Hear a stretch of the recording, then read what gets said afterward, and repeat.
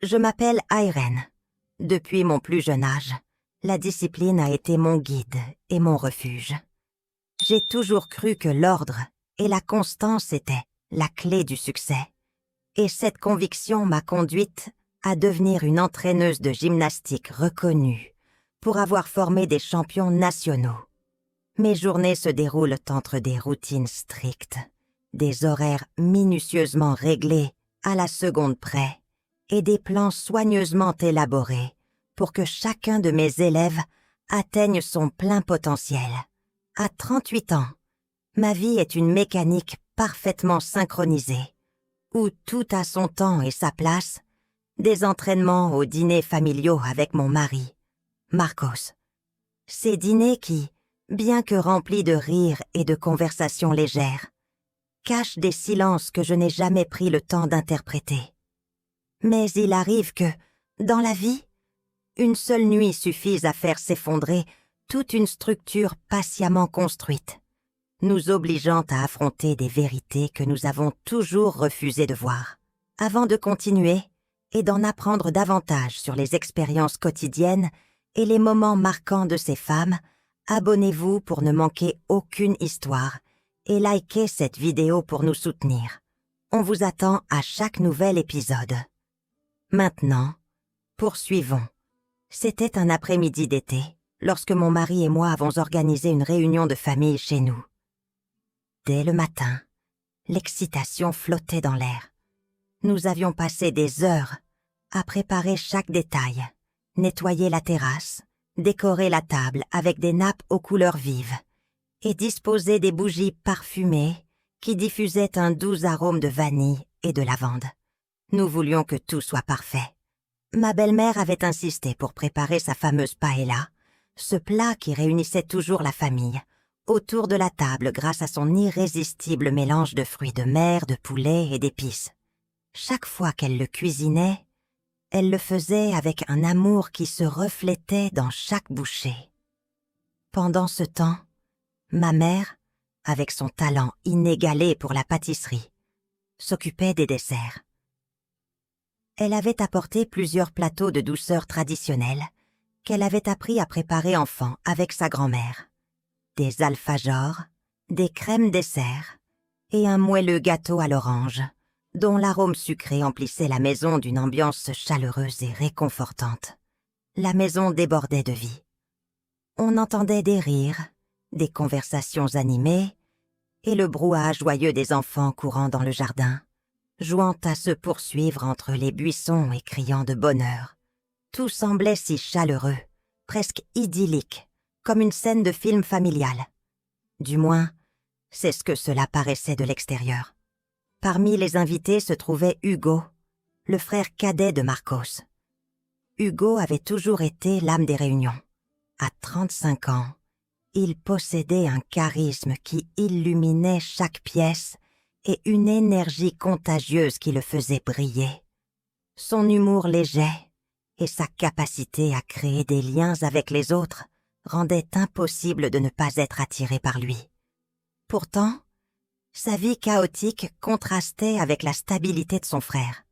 Ce soir-là, il arriva comme à son habitude, détendu, arborant un sourire malicieux et portant sous son bras 2 bouteilles de vin. Ses yeux pétillants, empreints d'une lueur espiègle, semblaient défier toute formalité. Sa simple présence promettait une soirée remplie d'anecdotes, d'éclats de rire et peut-être d'un moment imprévu. « Hé, reine, cette maison est magnifique !» me lança-t-il en entrant, me serrant dans ses bras un peu plus longtemps que d'ordinaire. « Marcos dit toujours que tu es le cerveau derrière tout ça. » Je lui souris, bien que son compliment, teinté d'une ambiguïté subtile, me fit ressentir une étrange tension. Je ne savais pas si je devais le prendre comme un véritable éloge ou si ces mots dissimulaient une insinuation que j'étais la seule à percevoir. Pendant le dîner, Hugo accapara la conversation avec ses récits exagérés de voyages et d'aventures. Il parle de villes exotiques, de rencontres fortuites avec des personnages insolites et d'expériences dignes d'un roman. Son charisme naturel captivait l'auditoire, arrachant rires et commentaires fascinés. Pourtant, à plusieurs reprises, je sentis son regard posé sur moi. Une fixation furtive mais intense, comme si ses mots m'étaient destinés en particulier, comme s'il attendait une réaction précise de ma part. La nuit avançait entre verres de vin, jeux de société et une sensation générale de camaraderie. L'ambiance devint plus détendue, les conversations plus intimes. Lorsque les enfants finirent par s'endormir et que certains adultes commencèrent à partir, je remarquai que Hugo avait disparu. Je ne l'avais pas vu sortir, mais j'assumais qu'il devait être dans le jardin, profitant de l'un de ses habituels cigares.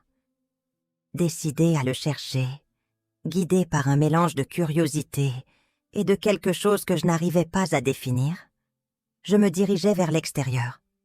Cependant, au lieu de le trouver dans l'ombre du patio, je le découvris dans l'une des chambres d'invités. Il était dos à la porte, inspectant attentivement une vieille bibliothèque, comme s'il cherchait quelque chose en particulier. « Vous avez perdu quelque chose, monsieur le curieux ?» plaisantai-je depuis la porte. Il se tourna vers moi, un verre de vin à la main et un sourire en coin que je ne parvins pas à décrypter. Je faisais juste un peu d'exploration. Je n'avais jamais fait attention à cette collection de livres, dit-il en levant un recueil de poésie. Mais je pense que toi non plus. Tu n'es pas venu ici pour les livres? Ou je me trompe? Cette dernière phrase, prononcée avec des yeux brillants de malice, me fit frissonner. Il y avait quelque chose dans son ton qui me fit sentir vulnérable, comme si j'avais franchi une ligne invisible en entrant dans cette pièce. J'essayais de garder mon calme. En réalité, je voulais juste voir ce que tu faisais. Tu sais, en tant qu'hôtesse responsable. J'essayais de masquer mon trouble, mais l'atmosphère avait changé. Quelques secondes plus tôt, tout semblait normal, et à présent, une tension pesante s'était installée. Hugo posa son verre sur une table proche et s'avança vers moi d'un pas décidé. Son expression passa de joueuse à quelque chose de plus intense, presque fébrile. Son regard s'ancrant dans le mien, avec une étrange détermination mêlée de nervosité. Avant que je puisse réagir ou dire quoi que ce soit, il se pencha et m'embrassa. C'était un baiser bref, presque maladroit, mais chargé d'une émotion qui me coupa le souffle. Un frisson parcourut ma peau, et mon esprit s'embrouilla un instant. Je me reculai aussitôt, le cœur battant à tout rompre, tentant de comprendre ce qui venait de se passer. « Hugo, qu'est-ce que tu fais ?» chuchotai-je, essayant de paraître indigné, bien que ma voix tremblât. « Pardonne-moi, » murmura-t-il. « Je n'aurais pas dû. C'est le vin, j'imagine. Mais, mon Dieu, Eiren, tu ne peux pas me reprocher de ressentir quelque chose. » Je le regardais, incapable de trouver une réponse. Mon esprit était envahi de pensées contradictoires que je n'arrivais pas à ordonner. D'un côté, je ressentais le poids de la trahison, une charge écrasante qui me remplissait de culpabilité, comme si j'avais commis l'erreur la plus grave de ma vie. De l'autre, il y avait la confusion, cette sensation troublante d'avoir ressenti quelque chose d'interdit, mais qui, malgré tout, avait germé au plus profond de mon être. Je ne savais pas comment gérer ce flot de sentiments, ni comment affronter ce qui venait de se produire. La soirée se termina sans autre incident, mais les jours suivants furent un véritable tourbillon émotionnel pour moi.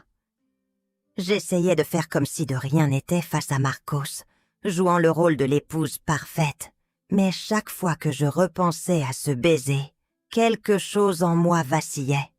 Mon équilibre émotionnel semblait prêt à s'effondrer. Hugo ne tarda pas à me contacter, m'envoyant des messages oscillants entre des excuses sincères et des aveux de sentiments qu'il disait nourrir depuis des années. Au début, J'essayais de l'ignorer, persuadée que la meilleure solution était de m'éloigner et de ne pas céder à la tentation de lui répondre. Cependant, son insistance et ma propre confusion finirent par ébranler mes certitudes. Je me sentais de plus en plus piégée entre ce que j'avais vécu avec lui et ce que je construisais avec Marcos. Finalement, je cédai et acceptai de le voir, bien que je ne sache pas vraiment à quoi m'attendre. Nous nous retrouvâmes un après-midi dans un café discret. Hugo était nerveux, ce qui était inhabituel pour lui. « Je ne veux pas compliquer ta vie, Euren, » dit-il en prenant une gorgée de son café. « Mais je ne peux pas faire semblant de ne rien ressentir pour toi. » Il y avait une hésitation dans sa voix, mais son regard, lui, reflétait une certitude qui me noua la gorge, me coupant presque le souffle. « Tout ça est mal, Hugo. Marcos est ton frère. Je suis sa femme.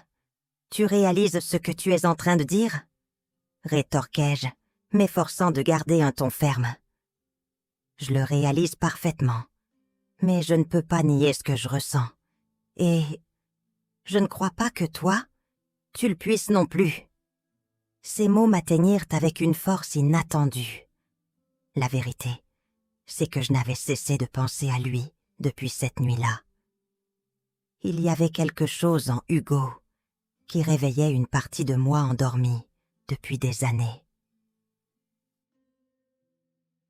Avec Marcos, j'avais construit une vie stable et rassurante, mais une routine où la passion s'était éteinte sans que je m'en rende compte.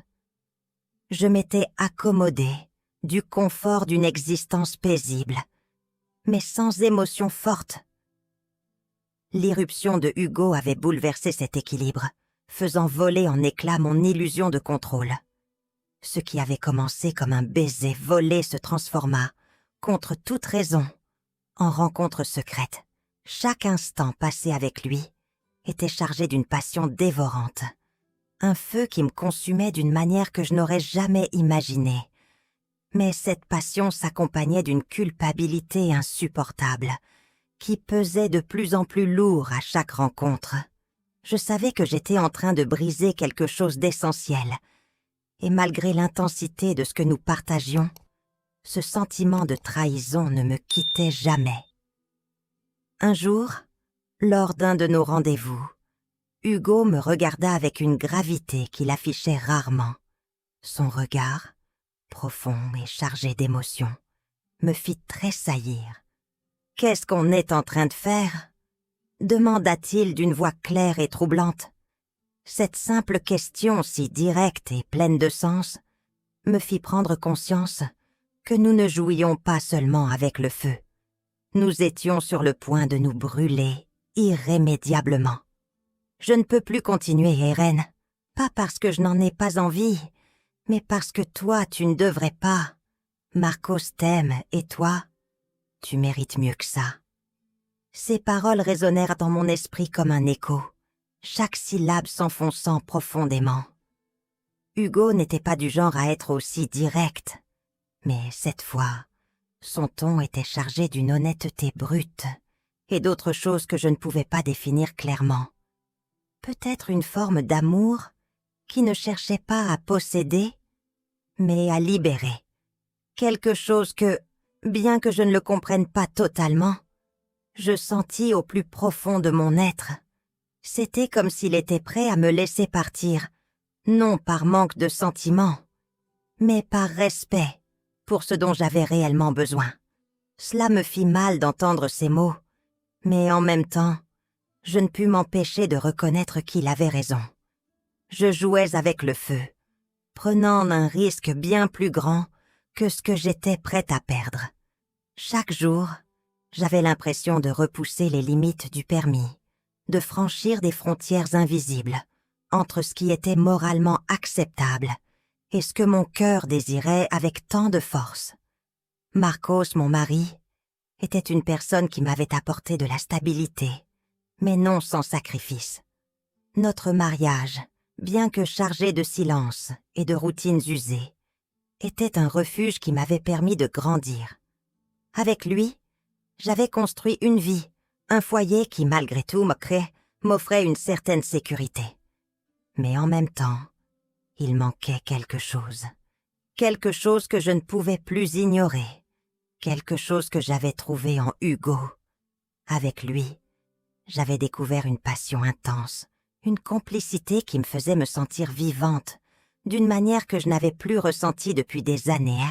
C'était comme si notre connexion était un sauvetage, une soupape de sécurité face à tout ce que je refoulais dans ma vie quotidienne. Pourtant, je savais que je ne pouvais pas continuer à vivre entre deux mondes, entre deux amours si différents, mais tout aussi puissants. Cette nuit-là, après de nombreuses larmes, et après avoir affronté l'inévitable, Hugo et moi avons décidé d'en finir. Ce ne fut pas un adieu dramatique ni empli de reproches, mais un au revoir silencieux, comme une page que l'on tourne avec précaution pour ne pas abîmer le livre. Nous savions que ce que nous avions partagé était réel, mais nous savions aussi que nous ne pouvions pas continuer à risquer nos vies, que nous étions arrivés au point où la chose la plus honnête à faire était de nous laisser partir. La décision fut difficile, mais en même temps libératrice. Je compris que l'amour, dans sa forme la plus pure, ne signifie pas toujours être ensemble. Parfois, cela signifie permettre à l'autre d'être libre pour trouver ce dont il a réellement besoin. Je suis rentrée chez moi, le cœur pourtant divisé. Je savais que je devais affronter Marcos, non pas avec des confessions, mais avec un changement. Le lendemain, j'ai pris mon courage à deux mains et j'ai proposé quelque chose que je n'avais jamais envisagé. « Marcos, aimerais-tu qu'on parte quelques jours ? Juste toi et moi, loin de tout ça. » Il me regarda, surpris, comme s'il ne reconnaissait pas la femme en face de lui. Ses yeux reflétaient un mélange d'étonnement et de nostalgie, comme s'il voyait quelqu'un qu'il avait oublié. Mais en même temps, quelque chose dans son expression montrait qu'il se souvenait profondément de moi. Puis, comme si cette sensation d'étrangeté s'effaçait en quelques secondes, il sourit. Un sourire chaleureux, plein de tendresse mais aussi de complicité. Cette escapade changea quelque chose entre nous. Ce ne fut pas un changement immédiat, mais profond. Nous avons marché sur des plages désertes, loin de tout ce qui nous était familier, où le bruit des vagues semblait tout effacer. Nous avons parlé pendant des heures, comme si le temps s'était suspendu, et pour la première fois depuis des années, je l'ai regardé avec un regard neuf. J'ai vu l'homme que j'avais aimé autrefois, celui que j'avais perdu entre les obligations et les responsabilités du quotidien. J'ai vu Marcos tel qu'il était, avec sa douceur, sa sérénité et ses petits gestes que j'avais autrefois tenus pour acquis. À sa manière discrète, il m'a de nouveau conquise. Quelques mois plus tard, alors que nous dînions sous la douce lueur des bougies, Marcos sortit une petite enveloppe de sa poche. À l'intérieur, il y avait une lettre qu'il m'avait écrite des années auparavant, sans jamais oser me la donner. Les mots y parlaient de son amour, de ses peurs et de tout ce qui était resté en suspens pendant le temps où nous nous étions éloignés. J'ai toujours voulu que tu saches à quel point je t'aime, même quand je ne l'ai pas montré comme je l'aurais dû. Mon cœur s'arrêta un instant, comme si le temps s'était figé dans l'air. Cette sensation, inattendue et puissante, me traversa comme un courant électrique. J'étais arrivée à un point où je m'étais convaincue qu'il n'y aurait plus de place pour de nouvelles émotions, que seul le passé pourrait désormais m'accompagner. Mais alors, quelque chose changea. Peut-être que la flamme que je pensais avoir trouvée en Hugo n'était pas ce que je croyais, mais plutôt un moyen de la rechercher en Marcos. C'était comme si tout ce que nous avions vécu ensemble, les souvenirs partagés, les complicités, les disputes et les silences, formait un terrain fertile où quelque chose de nouveau pouvait germer, quelque chose qui avait toujours été là, attendant le bon moment pour éclore.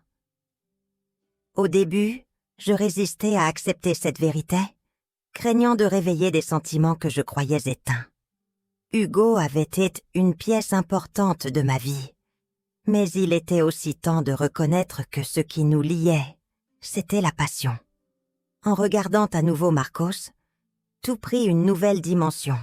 Ce n'était pas simplement une quête de ce qui avait été perdu, c'était plutôt une redécouverte de ce qui avait toujours été là, attendant d'être vu différemment. Il est curieux de constater que parfois, les fins ne sont ni des ruptures ni des tragédies, comme nous avons tendance à l'imaginer, mais plutôt le début de quelque chose de nouveau, une sorte de réinvention de l'amour. Dans notre société, nous sommes tellement habitués à penser que l'amour doit être éternel et inébranlable que nous oublions qu'il peut prendre différentes formes au fil du temps.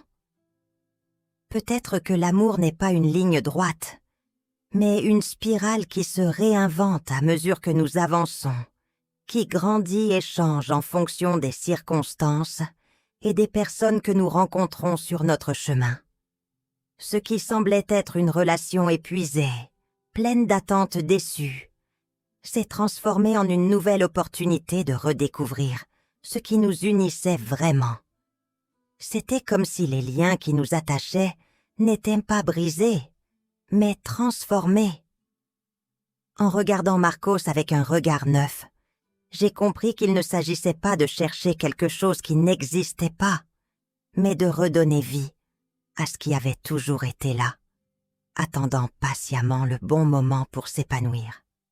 À cet instant, j'ai compris que tous les amours ne suivent pas une seule et même narration du début à la fin. Parfois, l'amour ne consiste pas à trouver quelque chose de nouveau, mais à redécouvrir ce qui était déjà présent, attendant simplement d'être vu sous un autre jour. Merci d'avoir partagé ce voyage émotionnel avec nous. Votre soutien signifie beaucoup. Si cette histoire vous a plu, n'hésitez pas à liker et à partager. Nous avons encore bien d'autres récits passionnants à vous raconter. Ne les manquez pas. Abonnez-vous et activez la cloche des notifications. À très bientôt.